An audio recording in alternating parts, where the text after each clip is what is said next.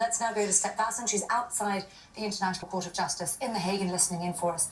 Step, Jordan reiterating the regional position here on this conflict.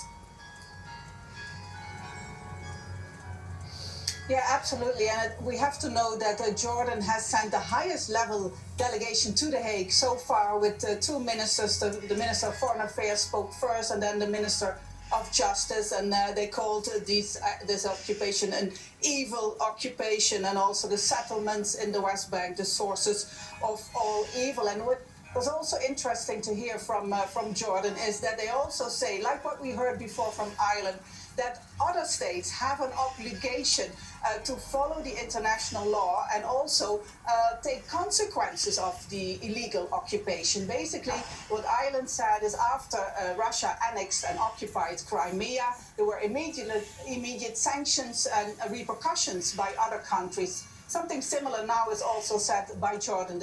Other states have to follow these consequences as well.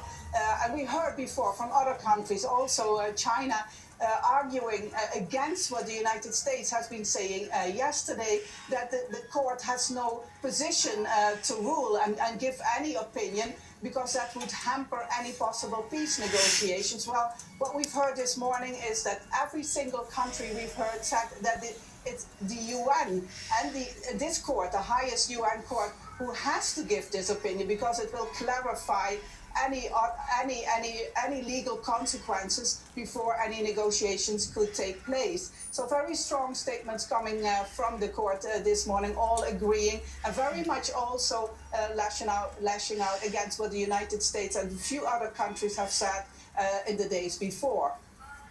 Step Vasson, they're keeping an eye on those court proceedings for us in The Hague. Thanks so much, Step. Well, let's now bring in Marwan Bashara, Al Jazeera's senior political analyst. He joins me here in our Doha studio. Marwan, just starting with Jordan, they covered a lot of ground, 3 speakers.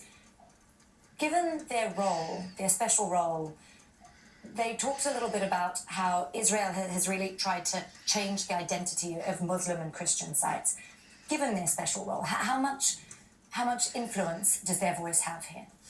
It certainly would have a lot of influence, I think, for a number of reasons. One, the most obvious reason, they've had the relationship with the holy places for 100 years, as we've heard from the Jordanian. But it's also because it maintained throughout the past 30 years exactly peace agreement with Israel, despite Israeli violations in Jerusalem and in Palestine in general. So Jordan is not exactly Israel's fiercest enemy. It's in fact a peace partner for Israel. And hence when the Jordanian talk, I think everyone should be listening at The Hague, because they're not going to be saying things that are meant to ferment a revolution or anything. If anything, the Jordanians just want to, things to be settled and so on. And in that sense, in the sense of Jerusalem, which I think is notable, but also in the sense of the West Bank, the point made by, I think Sir Michael Wood, is it his name? In the end, yes. Is about the three reasons why